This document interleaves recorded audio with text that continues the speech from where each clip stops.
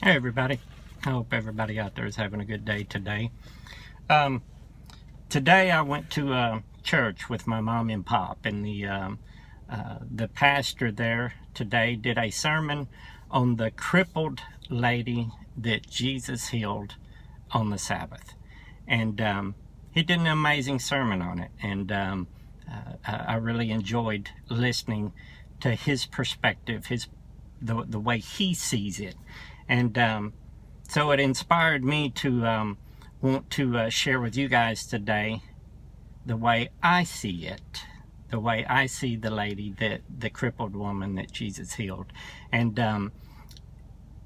you remember there's duality in everything, and there's a spiritual meaning behind the words that Jesus spoke, and the things that Jesus encountered during his 3.5-year ministry.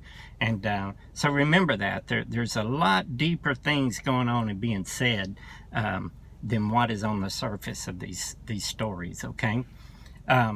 Before I get started with the crippled woman, I want to share with you guys a story from my past.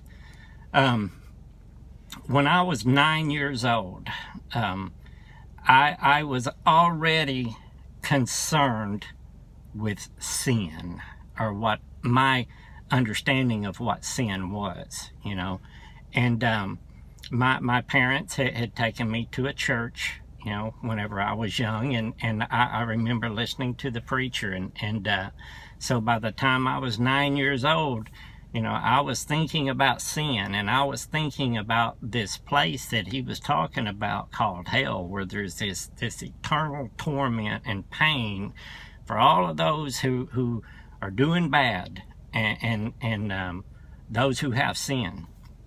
And so by the time I was 9 years old, I was innocent, okay?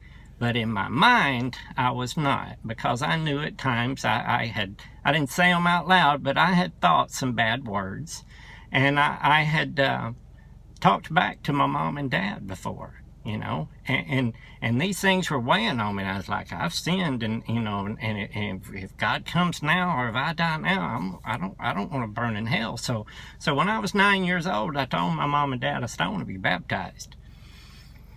And I remember whenever I come up out of that water, I come out of the water and I thought, I am clean. All those bad things I've done. 9 years old, okay? And I'm thinking, all those bad things that I've done, they're gone, they're washed away. And I remember feeling so strong about that for a couple of weeks. And after a few more weeks, I sassed back to my mom, or I sassed back to my dad. Had a bad thought pop in my mind, and I remember each time I would do something like that, I remember thinking, there's a mark. Oh man, there's another mark. There's another mark. I remember that was my mindset, okay? It's a religious mindset. I was thinking that. And by the time I was in my mid-40s, by the time I was 45 years old, you guys know my story. I'd had a stroke, and I was a drug addict, and was suicidal and depressed, and I remember thinking to myself that if there really is a God, because I wasn't real sure if there really was a God at the time, I said, if there is a God, and there is this place of eternal torment and punishment for all those people who are doing bad, then I'm doomed to go there. Because one time I was clean, but I'm completely black now, with all these marks, with all these bad things that I've done through my life. And at that time, I had no self-control. I had nothing about me. I had no reason to do anything, to have a change of life. And so I just come to terms with the fact that it's where I'm going to go. I can't help it. Until June 14th, 2012, whenever Christ Jesus came to me and changed me and give me a new mindset, give me that new inner man. And at that moment, that burden, all that pressure of that was on my shoulders, or I had put on my shoulders, I put it there, or religious men had put it there on me whenever I was a young boy, all that was lifted off. And I realized it's not about me. It was gone. I quit worrying about me, and I quit focusing on me, and I started focusing on the love that I experienced and the love that changed me. And whenever I took my focus off me and put my focus on the love, it's easy. You know, everything came easy. There was nothing to it. I told you that story because I want to talk to you about the lady, the crippled lady that Jesus healed, okay?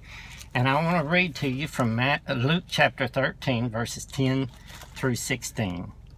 And it says, on the Sabbath, Jesus was teaching in one of the synagogues, and a woman was there who had been crippled by a spirit for 18 years. You guys remember that number, 18. She was bent over and could not straighten up at all. When Jesus saw her, he called her forward and said to her, woman, you are set free from your infirmity. Then he put his hands on her, and immediately she straightened up and praised God. Indignant that because Jesus had healed on the Sabbath, the synagogue ruler said to the people, there are 6 days for work, so come and be healed on those days, not on the Sabbath. The Lord answered him, you hypocrites! Doesn't each of you on the Sabbath untie his ox or donkey from the stall and lead it out to give it water? Then should not this woman, a daughter of Abraham, remember that, whom Satan, remember Satan is the accuser, something that accuses, has kept bound for 18 long years, be set free on the Sabbath day from what bound her?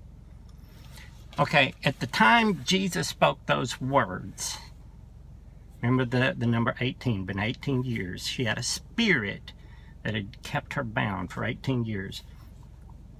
The time Jesus spoke those words, from the time of Abraham until the time of Jesus, when he was speaking those words, was 1,800 years. Remember, in God's time, a day is 1,000 years. 1,000 years is a day. A day can be 100 years. So 1,800 years, 18 years.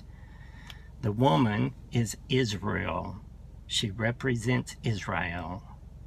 She'd been bound. She was stooped over. She couldn't carry this burden of the law, this burden of religion that was keeping her down. Okay, from the time of Abraham until the time Jesus was born was 1,771 years. When Jesus was speaking these words was 30 years after that. It was 1,800 years. Okay, and the woman is representing Israel, God's people, God's chosen people. Now we're the chosen people, the one who have the circumcision of the heart, not the flesh, and given a new heart and a new mind. And if we'll go to Matthew chapter 11, verses 28 through 30, Jesus says, come to me, all who are weary and burdened, and I will give you rest. Take my yoke upon you and learn from me, for I am gentle and humble in heart, and you will find rest for your souls. For my yoke is easy and my burden is light. I understand those words today so crystal clear. I understand what it means to have that burden lifted. Whenever Jesus was speaking those words, it had been 1,800 years. 1 and 8 is 9, okay? It's been 2,000 years since Jesus spoke those words. It's 3,800 years. 3 and 8 is 11. 9, 11. Whenever we get in a jam, whenever we get in a bind, what do? We call 911. That's what Christ Jesus is. He is our 911. He is our one that we call on to come and help us and to lift us up and to heal us and when we're hurting and when we're in trouble. I know firsthand the power of God and His power to take that burden away and to give us a new strength and a new power that doesn't come from us, but it comes from within us. And each and every one of us has that. We all have that strength and that power that is inside us.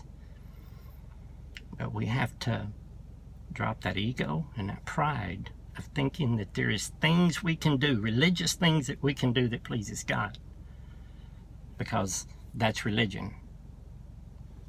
Whenever you focus on God's love and take your focus off yourself, all those good things will flow from you naturally, and it's not you doing it, it's Christ Jesus doing it through you.